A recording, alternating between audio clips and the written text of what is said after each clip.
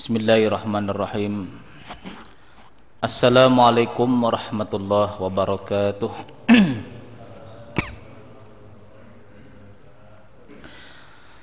Bismillahirrahmanirrahim. Alhamdulillahilladzi hadana lihada wa ma kunna linahtadiya laula an hadanallah. Asyhadu an la ilaha illallah wahdahu la syarikalah wa asyhadu anna sayyidana wa nabiyyana Muhammadan abduhu wa rasuluhu la nabiyya ba'dah. Allahumma salli wa sallim wa barik ala sayyidina wa maulana Muhammad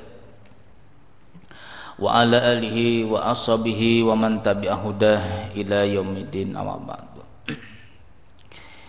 Jemaah Masjid Jami'atul Ummah yang dirahmati Allah Subhanahu wa taala, tak henti-hentinya lidah kita mengucapkan alhamdulillah atas kebesaran Allah Subhanahu wa taala yang melimpahkan rahmat, taufik dan hidayahnya kepada kita semua. Kita dipilihnya kembali daripada hamba-hambanya yang beriman, bisa melaksanakan salat maghrib berjamaah, dan kita pula duduk di masjid ini berniat ibadah. Nawaitu an a'takifa fi hadzal masjid sunnatan lillahi ta'ala. Sengaja aku beriktikaf di masjid ini sunat atasku karena Allah. Salawat serta salam marilah kita sampaikan kepada junjungan kita Nabi besar Muhammad sallallahu alaihi wasallam beserta para keluarga, sahabat, zuriat dan pengikut-pengikut beliau hingga akhir nanti. Qala al-musannif rahimahullahu taala wa nafa'na bihi wa bi ulumihi lakum fid dharain amin. Wa minas suratil lati yuzkaru fiha al-maidatu wa hiya kulluha madaniyatun. Di antara surah yang disebutkan pula di dalam Al-Qur'an yaitu surah Al-Maidah. Maidah itu baki atau talam. Bahasa Banjarnya talam. Kalau bahasa Indonesianya baki. Wa hiya kulluha madaniyatun. Surah baki ini adalah kesemuanya turun di Madinah. Dan surah Al-Maidah ini diturunkan kepada Rasulullah SAW sebagaimana surah Al-A'raf kemarin, surah Al-An'am itu pun sekaligus. Jadi diriwayatkan daripada Asma binti Zaid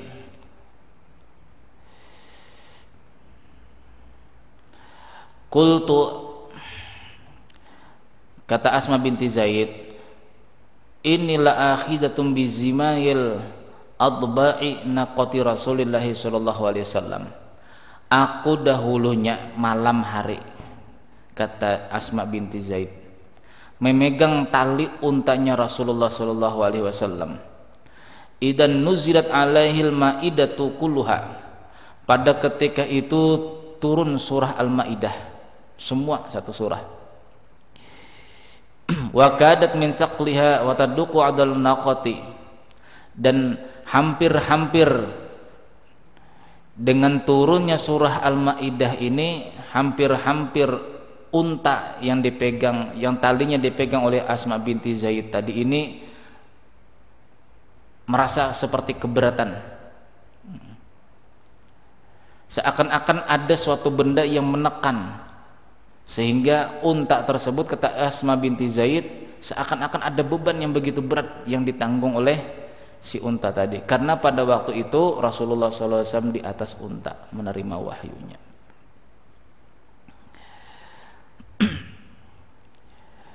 Nah, sebagaimana surah-surah yang terdahulu, surah Al-Maidah ini disebutkan kenapa surah Al-Maidah, karena di dalamnya menceritakan golongan Hawariyun, murid-muridnya daripada Nabi Isa alaihi salam, yang meminta kepada Allah Subhanahu wa taala untuk diturunkan sebaki atau sepiring besar daripada langit. Al-Maidatu sunun kabirun laha ta'amun li'annahum sa'alu wa ta'anuha li'annahum masakin. Jadi golongan Hawariyun ini adalah murid-muridnya Nabi Isa yang mereka berlepas daripada dunia. Mereka ini termasuk orang-orang yang miskin.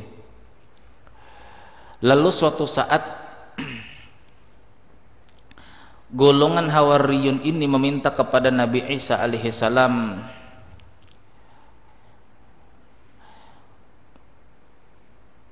wahai Isa. Nah itulah bedanya, inilah bedanya. Semua nabi-nabi lah, semua nabi-nabi itu dipanggil dengan namanya, tidak dengan jabatannya. Bahkan sampai-sampai kaum daripada nabi-nabi itu pun memanggil nama, bukan memanggil daripada jabatan nabi atau jabatan rasul. Dan bahkan Allah Subhanahu wa taala sendiri pun memanggil nabi-nabi selain Rasulullah sallallahu alaihi wasallam itu memanggil nama. Ya Adam uskun anta wa zaujukal jannah, wahai Adam, masuklah kamu ke dalam surga beserta istri kamu. Seharusnya ya Nabi Adam, ialah ya Ibrahim, wahai Ibrahim.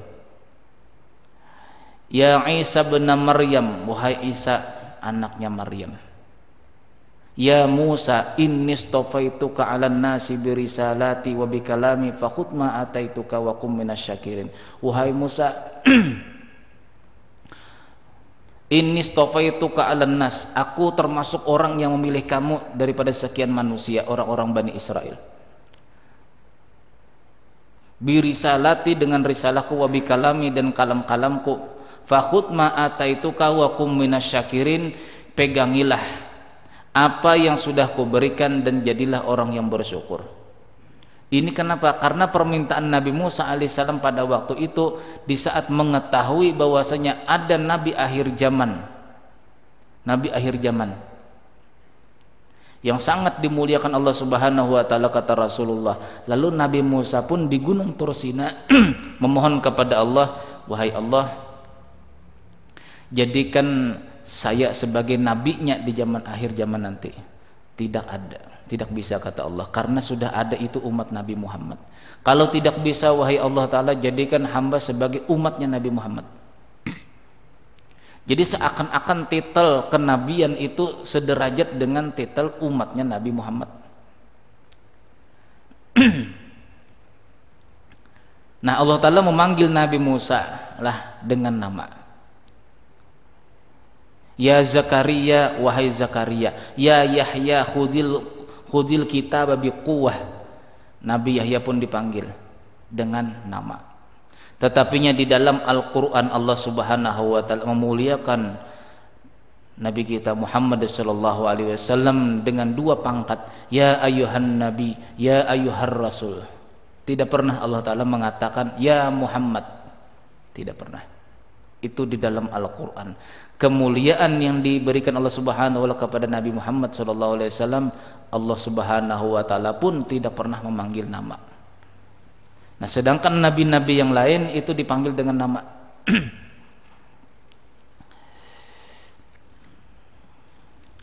Di dalam surah Al-Maidah Allah Subhanahu wa taala menceritakan bahwasanya golongan Hawariyun ini pernah meminta kepada Nabi Musa alaihi salam, kepada Nabi Isa alaihi salam. Idh qala al-hawariyuna ya Isa bin Maryam hal yastati'u rabbuka ay yunazzila 'alaina ma'idatan minas sama. Pada ketika golongan Hawariyun yang berjumlah 12 orang berkata kepada Nabi Isa, wahai Isa bin Maryam, apakah Tuhan engkau itu mampu menurunkan daripada langit itu akan setalam atau sebaki makanan? Maka Nabi Isa pun menjawab, qalat taqullah in kuntum mu'minin, bertakwalah kamu kepada Allah jikalau kamu termasuk orang yang beriman. Nah, menurut riwayat yang lain inilah, ini ada permintaan daripada Syamun, daripada Bani Israel, meminta kepada Nabi Isa pada waktu itu. Jadi apa kata golongan Hawariyun? Qalu nuridu an na'kula minha wa tatma'inna qulubuna wa na'lama an qad sadaqtana wa nakuna 'alaiha minasyahidin. Wahai Musa, kata golongan Hawariyun, murid-muridnya atau santri-santrinya Nabi Isa, kami ini hendak memakan daripada makanan tadi yang datang daripada langit. Wa tatma'inna qulubuna, kami supaya tenang hati kami, supaya jangan ada ragu-ragu lagi masalah kenabian. Wa na'lama an qad sadaqtana, dan kami supaya yakin bahwasanya sampean itu benar. Wa nakuna 'alaiha minasyahidin, dan kebenaran tadi kami pun akan menjadi saksi. Nah, sebenarnya inilah pernah ceritanya itu diceritakan pendapat As-Sa'di, inilah pendapat daripada sahabat, ayat ini diturunkanlah ini kepada santri-santrinya Nabi Isa alaihi salam. Tujuannya mereka ini ingin menjadikan hari di mana turunnya makanan daripada langit tadi supaya Allah Ta'ala menandakan bahwasanya hari itu pula nanti tahun akan depan menjadi hari raya mereka, golongan Isa. Lalu di saat Nabi Isa alaihissalam berdoa, Allahumma rabbana anzil alaina ma'idatan minas sama'i takunul na'idal li awalina. Wahai Allah Subhanahu wa taala, turunkan kepada kami akan makanan-makanan daripada langit. Takunu lana 'idal li awalina. Maka apabila hari ini turun, wahai Allah, kata Nabi Isa, hari ini pula tahun akan datang ini akan menjadi hari raya kami. Ya, hari Minggu orang-orang Nasrani. Wa akhirina, bukan sekedar kami menjadikan hari ini sebagai hari raya, nanti selanjutnya sesudah kami akan menjadikan hari ini pun akan menjadi hari raya. Wa ayatam minka, dan menjadi tanda kebesaran daripada engkau.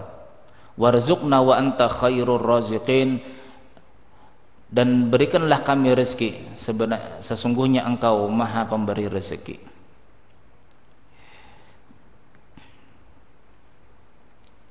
Jadi ceritanya dahulu, awal mula ceritanya inilah, jadi sampai golongan Hawariyun ini pernah meminta kepada Nabi Isa, karena Nabi Isa dahulu pernah memberikan syarat.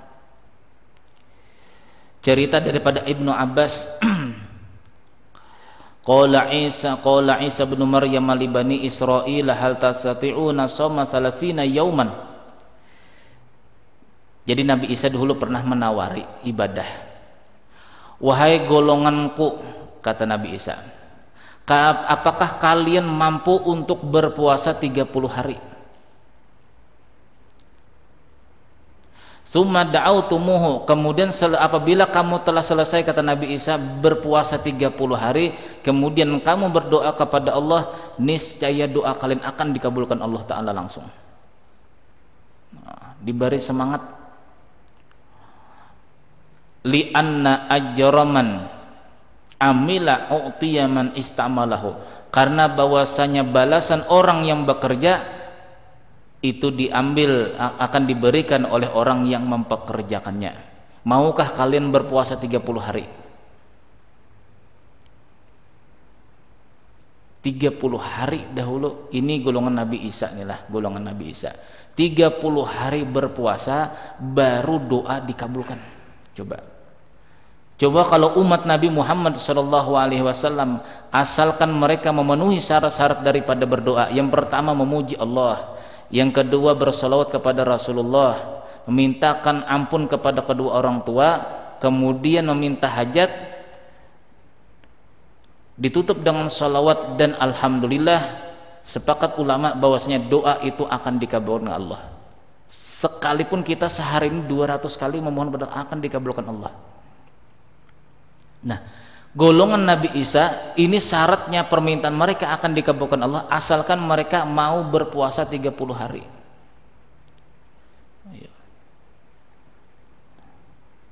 Nah, mendengar yang seperti inilah, karena ini golongan orang-orang miskin, golongan Hawariyun ini golongan orang miskin.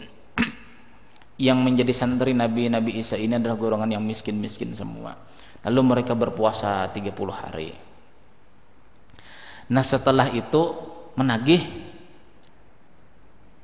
santrinya Nabi Isa ini kepada Nabi Isa. Ya khairal mudarris. Nah, ini bagusnya kata-katanya lah. Ya khairal mudarris, wahai pengajar yang baik. Beradab nih istilahnya tuh, beradab nih lah sama guru. Ya khairul mudarris, wahai pengajar yang baik.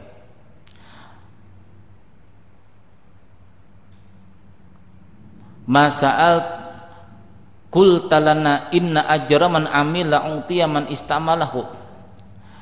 Sampeyan dahulu pernah berkata, wahai pengajar kami, sampai pernah berkata bahwasanya balasan orang yang bekerja itu diambil kepada orang yang mempekerjakan.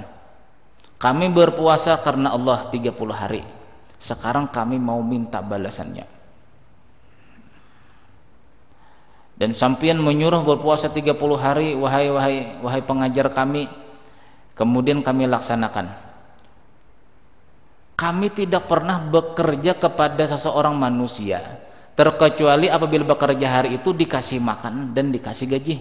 Sekarang kami tidak apa-apa, berpuasa sudah 30 hari, sekarang kami menuntut daripada balasannya. Kami tidak pernah bila bekerja itu, kata golongan Hawariyun, apabila bekerja hari ini dikasih makan, hari ini dikasih upah. Ini kami 30 hari sudah. Itu tuntutan mereka.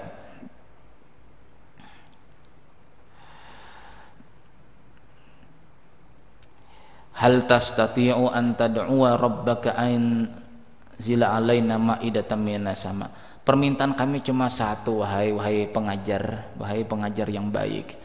Tolong doa kepada Allah Subhanahu wa taala supaya Allah taala menurunkan maidah, sebaki daripada makanan daripada langit.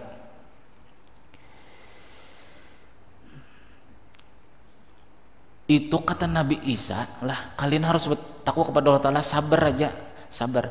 Kami tidak, bukannya tidak sabar, kami ini menuntut demikian supaya maha bijaksana Allah Subhanahu wa Ta'ala yang apabila mengerjakan seseorang maka akan dibalas Allah Ta'ala. Kami ingin sampean itu jujur kepada kami yakin supaya kami ini yakin bahwasanya sampean jujur kepada kami, dan hari ini apabila diturunkan, hari ini pula akan kami jadikan sebagai hari raya kami, dan hari raya sesudah kami, keturunan kami, orang-orang daripada Kristen. Jadi diriwayatkan bahwasanya palah talam yang dari langit itu sebenarnya berasal daripada awan. Itu diapit oleh Allah Subhanahu wa taala. Jadi satu baki makanan tadi itu dibawa oleh 2 awan. Nah, dijepit begini. Dan makanannya kata Nabi Isa itu bukan berasal daripada surga. Bukan daripada surga, tapi berasal daripada langit yang Allah taala ciptakan tersendiri. Jadi di sana di talam itu ada yang pertama di baki itu ada yang pertama roti, dan yang kedua ikan-ikan yang besar yang sudah dipanggang. Jadi tapi tidak ada kulitnya. Nah, itu hebatnya panggangan Allah Ta'ala itu. Kalau kita manggang ikan paling tidak angus nih lah, walaupun ada kulitnya tapi paling tidak ada angusnya. Ini tidak ada angusnya, tidak ada kulitnya lagi, sudah matang. Nah, itu datang daripada makanan yang ada di langit turun ke bumi. Yang namanya Bani Israel lah melihat seperti itu, Pak, dari jarak jauh orang-orang Bani Israel tuh lari semua mengejar.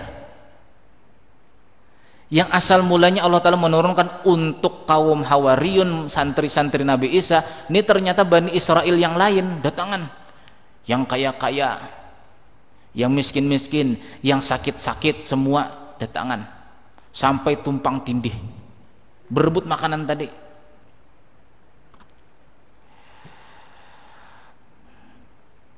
Dilihatkan oleh Nabi Isa. Jadi santri-santri Nabi Isa itu, Pak, mulai awal tuh belum pernah makan lagi.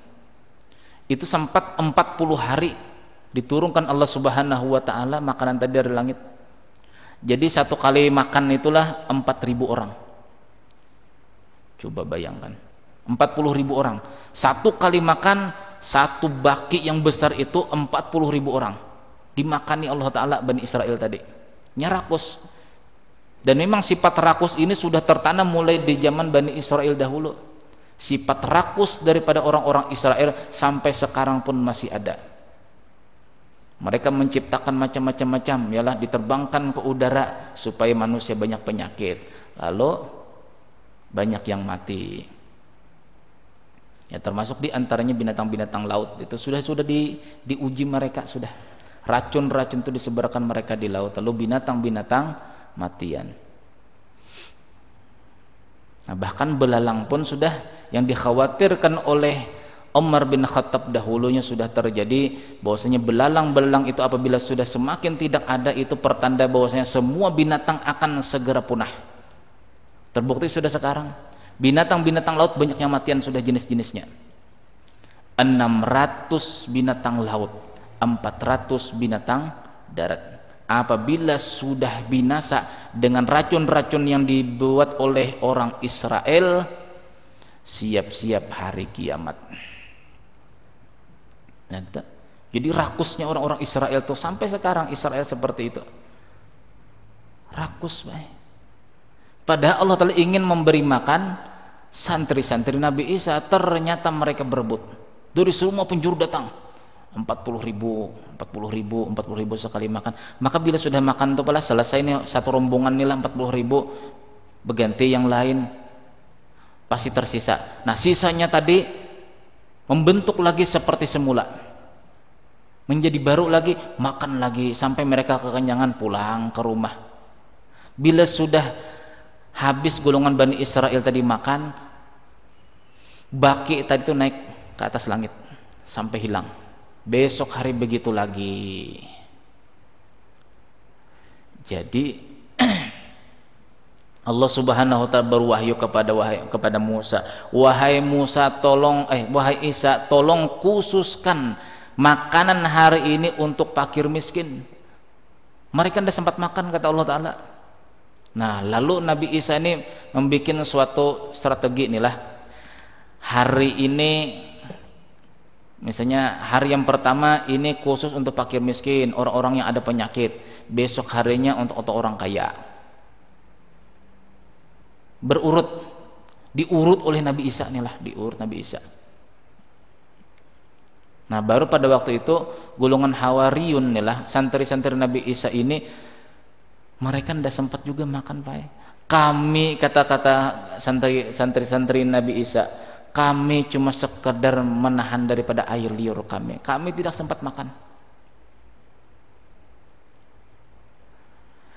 Nah, setelah mendengar pengumuman oleh Nabi Isa tadi bahwasanya yang makan setiap hari itu diantri. Hari ini orang fakir miskin, orang yang berpenyakitan, yang banyak penyakit hari ini. Besok orang-orang yang kaya. Berganti. 2 hari sekali, 2 hari saya kena. Itu selama 40 hari demikian terjadi. Ternyata inilah, nah itulah Bani Israel tadi. Mereka tuh rakus.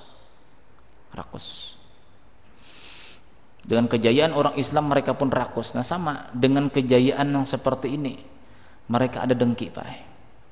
Jadi ada pada waktu itu satu orang daripada konglomerat orang yang paling kaya di Bani Israel itu merasa dengki di hatinya. Bah, ini aja kalau begini, begiliran begini, satu hari bekerja, satu hari tidak ini. Nah, kalau bisa katanya mau sehari seumur hidup nih tidak bekerja lagi, jadi harta itu tersimpan. Rakusnya itulah Israel. Lalu pengumuman, Pak, pengumuman, membikin isu. Setan pada waktu itu datang. Nah, mulai itu datang setan datang kepada orang yang kaya raya tadi, membikin was-was, dibikinnya was-was. Nanti tanyakan kepada Isa bahwasanya kami ini bingung datang dari langit itu makanan apa saja. Diumumkannya, Pak, diumumkannya, bikin was-was seperti tadi. Nah, padahal Allah Ta'ala masih mengasih makan lah, masih makan. Nah, lalu setelah itu Allah Ta'ala pengumuman lagi kepada Isa, wahai Isa, tolonglah di dalam bergiliran makan yang seperti ini, jangan ada yang pertama yang menyembunyikan makanan. Jadi habis makan ada yang menyembunyikan di kantong. Apa bahasa Banjarnya lah? Menyarawin kah? Apa? membungkus bahasa.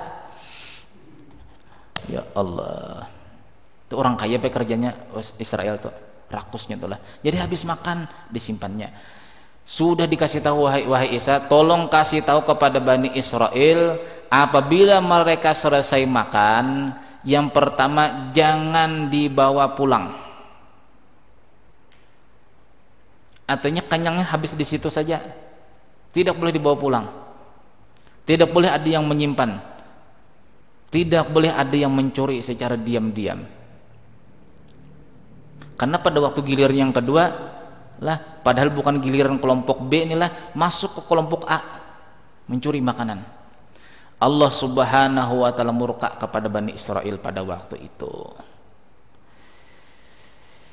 Jadi Allah Subhanahu wa taala mengutuk mereka pada waktu pagi harinya, qiradatan wa khanazira. Allah taala mengutuk muka-muka mereka seperti monyet dan babi. Sama di akhir zaman nih, sama di akhir zaman itu ada khusus kitab lah pembahasan masalah al-mashu. Mashu itu artinya di golongan umat Nabi Muhammad ini, kata Rasulullah, akan ada yang apabila mereka tuh bangun tidur, kepala mereka diubah Allah Ta'ala qiradatan wa khanazira, kepala mereka seperti monyet dan babi. Ada itu hadisnya. Itu ada khususnya kitab al-mashu namanya, kitab al-mashu yang dikarang oleh Syekh Muhammad Nurdin Marbu Al-Maki Al-Banjari. Itu 1 minggu kami belajar selesai. Karena belajar dengan Syekh Muhammad Nurdin Marbu Al-Maki Al-Banjari itu kita disuruh beliau membaca apa ya? Suruh membaca. Beliau sekadar menjelaskan, terus kata beliau.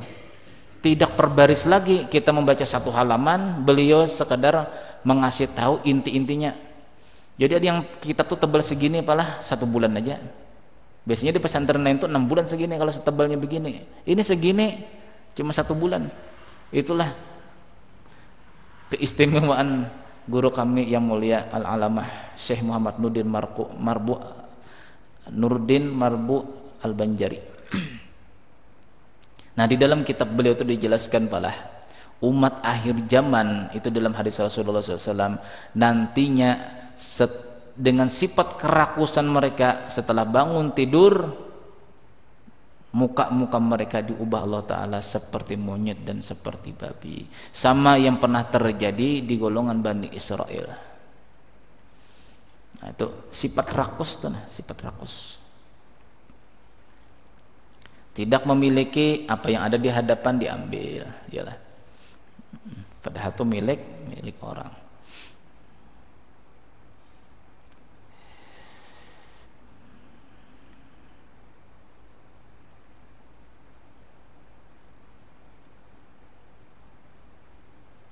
Jadi tidak pernahlah mencicipi itu, tidak pernah mencicipi daripada santri-santri Nabi Isa tadi.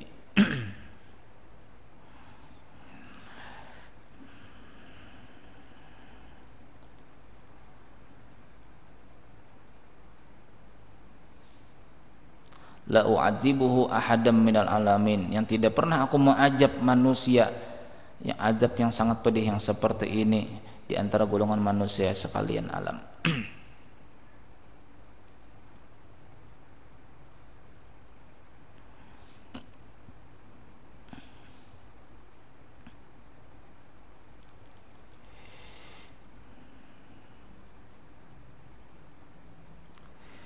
Nah, dahulu pula permintaan yang seperti ini pernah diminta oleh daripada golongan Quraisy.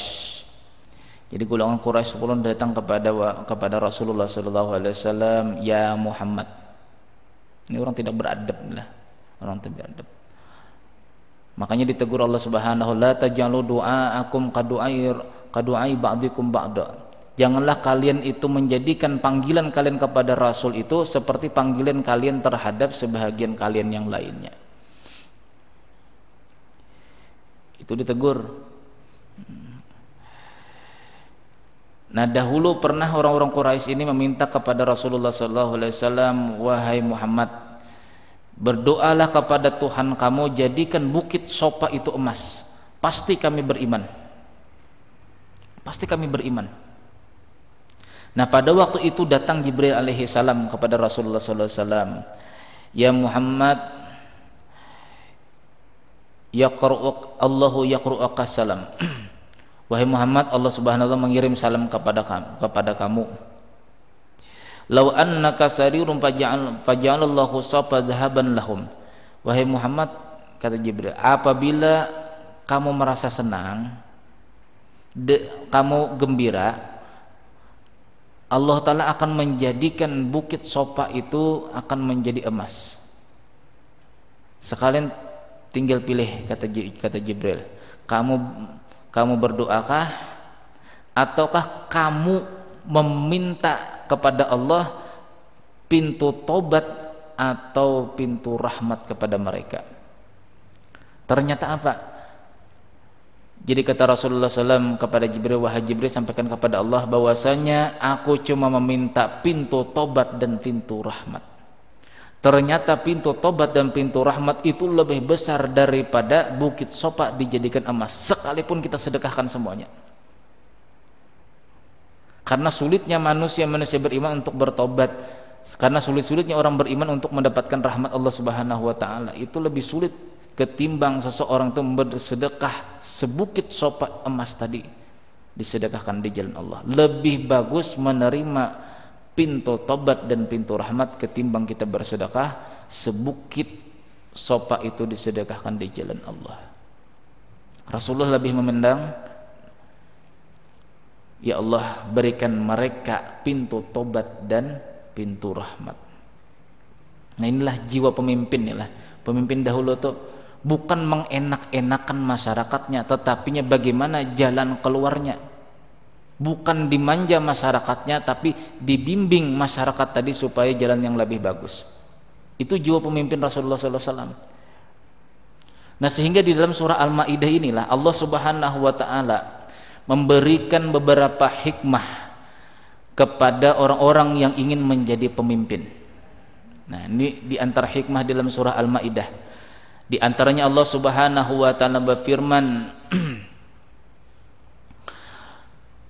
wala yajrimannakum syana'anu qaumin ala alla ta'dilu i'dilu huwa aqrabu littaqwa wattaqullaha innallaha khabirum bima ta'malun.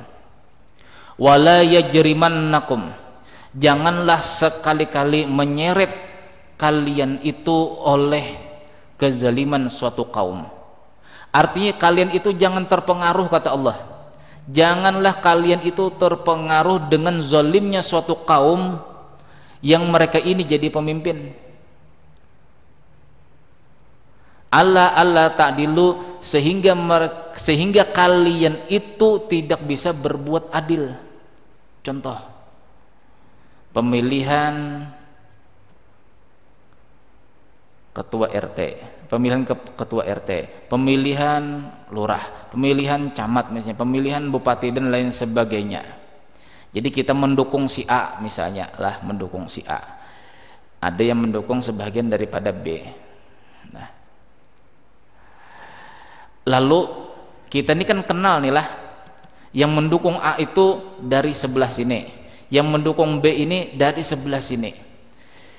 Nah, Allah Ta'ala menyuruh apabila di antara yang dua ini menjadi pemimpin, sikap pertama itu, yang pertama setelah dipilih apa? Dulu berbuat adil. Si A ternyata dipilih. Ternyata si A tadi ini setelah menduduki suatu kursi jabatan, ternyata yang mendapatkan daripada apa? Kontrak ialah ini golongan A juga yang pernah mendukungnya, golongan yang B ini tidak dapat daripada bisnis tidak dapat. Nah, ini sudah terjadi di zaman kita. Itu disinggung Allah Ta'ala dalam Al-Quran. Wala yajrimannakum syana'anu qaumin ala alla ta'dilu, jangan sampai kalian itu terjerumus oleh apa? Kezaliman suatu kaum sehingga kalian itu tidak berbuat adil. Seharusnya dirangkul lah, istilahnya sekarang ini dirangkul. Yang walaupun dahulu mereka mendukung yang B, tetap kita rangkul karena ini adalah suatu satu masyarakat yang kita pimpin juga. Tapi tidak sekarang, Pak. Pokoknya siapa yang memilih aku nanti dapat kursi lagi. Nah, lalu yang kontrak di sini satu orang pun tidak dapat. Padahal berdekatan rumah itulah, berdekatan rumah. Bila ada pembahagian pembahagian BLT apa tah? Sembako. Kita tidak pernah mendukung beliau ini tadi, tidak dimasukkannya Pak di dalam daftar menerima sembako. Ini sudah disinggung Allah Ta'ala, wala yajrimannakum syana'anu qaumin ala alla ta'dilu. Jangan sampai kalian terseret oleh kezaliman suatu kaum sehingga kalian itu tidak bisa berbuat adil. Terjadi yang seperti ini. Pokoknya bila pro, nah yang di bawah ini yang dinyamaninya, bahasa banyak dinyamaninya. Bila yang kontra disingkirkannya malah tidak dirangkulnya. Ini yang pertama lah sifat daripada seorang pemimpin harus seperti itu.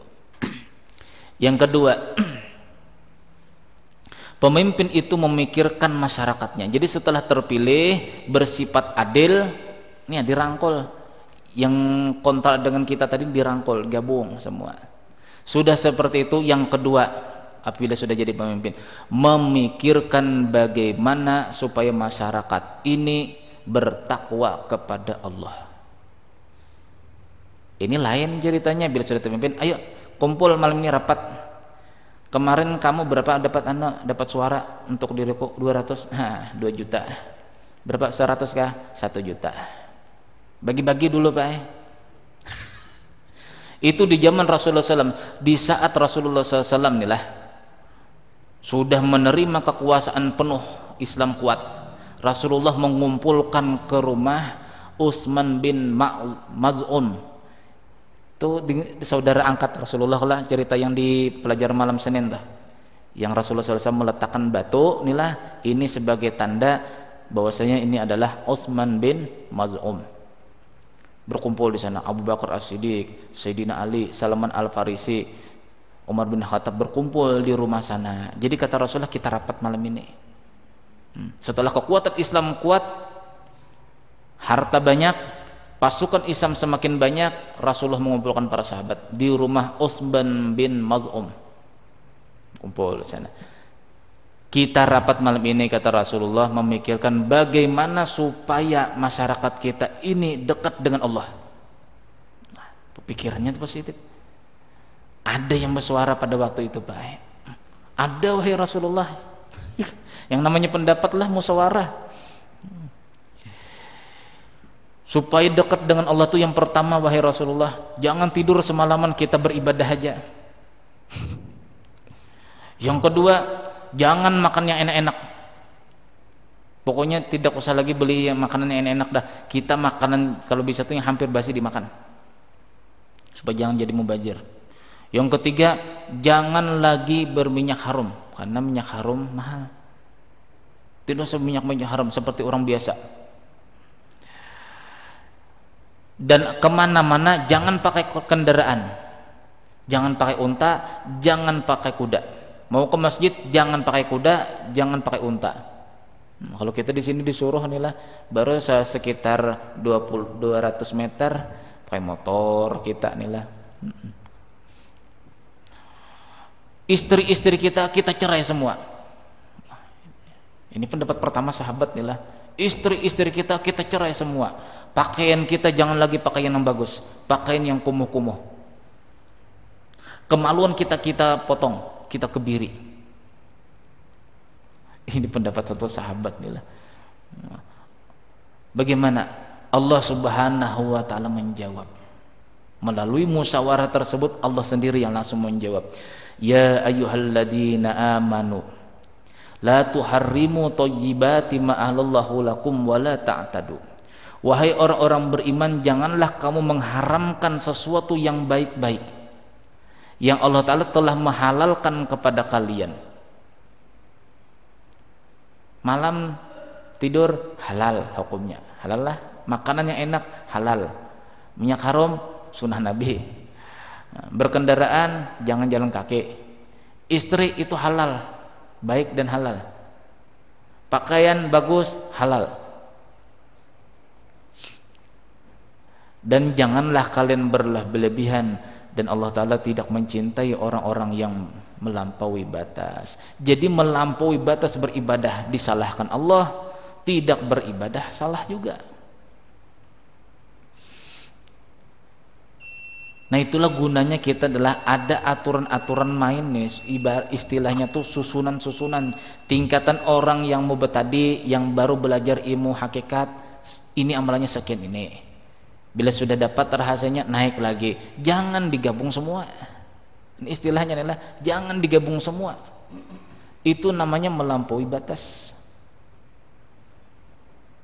Kita ini beda dengan Rasulullah SAW, itu berapa puluh kali lipat kekuatan beliau itulah dibanding umatnya. Jadi kalau beliau semalaman itu sanggup, kalau kita besok harinya terbengkalai, lalu di kantor begini melayang begini, lalu sangka buruk sama apa yang office boy kah, ini teh tadi dikasih apa aku jadi melayang begini. Padahal diri sendiri malam tadi tidak tidur semalaman. Jadi jangan cuma melampaui batas. Cukup ibadah itu misalnya malam 2 jam, sudah cukup, habis itu tidur, supaya besok harinya kita melaksanakan kewajiban kita untuk keluarga kita. Jangan terlalu berlebihan, ditegur Allah Ta'ala. Yang halal-halal, yang baik-baik itu jangan diharamkan, jangan dicegah untuk dilaksanakan, kata Allah.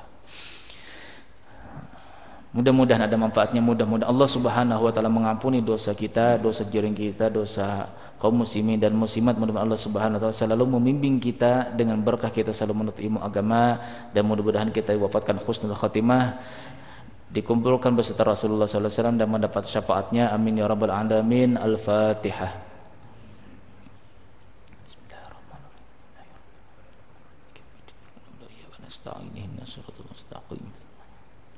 Bismillahirrahmanirrahim. Alhamdulillahirabbil alamin, wassalatu wassalamu ala asyrofil anbiya mursalin sayyidina lana Muhammadin wa ala alihi wasallam ajma'in. Allahumma ighfir lana ma akhtana wa ma ta'amadana wa ma asrarna wa ma alana wa ma antal bihi minna antal muqaddim wa antal muakhir, la ilaha illa anta, rabbana atina fid dunya hasanah wa fil akhirati hasanah wa qina adzabannar. Wa sallallahu alaihi Muhammad wa alihi wasallam ya rabbil alamin. Subhanakallahumma wa bihamdika asyhadu an la ilaha illa anta astaghfiruka wa atubu ilaik. Assalamualaikum warahmatullahi wabarakatuh.